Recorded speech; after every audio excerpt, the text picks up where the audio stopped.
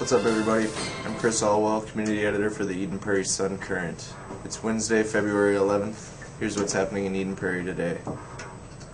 The 494-169 interchange project is shovel-ready, according to City Manager Scott Neal. Neal heard an update on the project from Minnesota Department of Transportation officials last week in Eden Prairie. The project is a top candidate to receive funding from the federal stimulus package making its way through the House and Senate this week in Washington. Some technical issues still need to be ironed out, and everything depends on when the stimulus package passes and how much money the project gets, said John Griffith with MnDOT. But if all goes well, construction on the project could begin by the end of summer. A real-life father and son duo play father and son roles in the Eden Prairie Players production of On Golden Pond this weekend and next at Eden Prairie High School. Ben Hansen of Bloomington is a veteran thespian, but his father Todd is not. My mom got an email from Shelly, and we go to the same church as Shelly, and she asked me if I wanted to go, if I was interested in trying out for the play. And so I said yes, but I wasn't too sure about it, so I kind of wanted to check out the script in the movie first. Well, the reason that he got asked was that he was in Godspell with the director of On Golden Pond. She did Godspell a couple of years ago, and she remembered Ben from Godspell and thought he may be a good fit for Billy, the role of the boy in the play.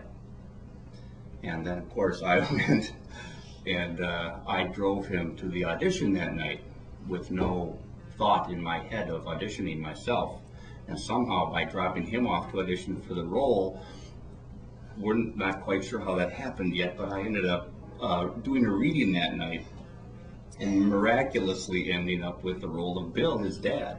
So father-son in real life, father-son in the play, and it wasn't even really planned that way. Performances are this Friday and Saturday, February 13th and 14th at the Eden Prairie High School Auditorium at 7:30 p.m. Tickets are available at the door. The Eden Prairie School Board returned public comment time to their agenda just 2 weeks after removing it. Jill Schultz made the motion to keep public comments at the beginning of the meetings before board business. Greg Mortensen, who removed public comments in the first place, said he would respect the board's wishes on public comment, but that he intends to use the time to create two-way dialogue in keeping with the board's policies. A 43-year-old Eden Prairie woman has been charged with felony burglary for allegedly breaking into her neighbor's home to steal wine.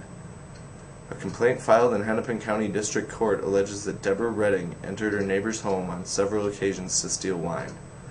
According to the complaint, Redding admitted to entering the home and stealing wine on at least 2 occasions, and that a neighbor who was interviewed by police had witnessed the crime on at least 1 occasion. If convicted of second-degree burglary, Redding faces up to 10 years in prison and/or up to $20,000 in fines. That's all for today's webcast. Check back in tomorrow.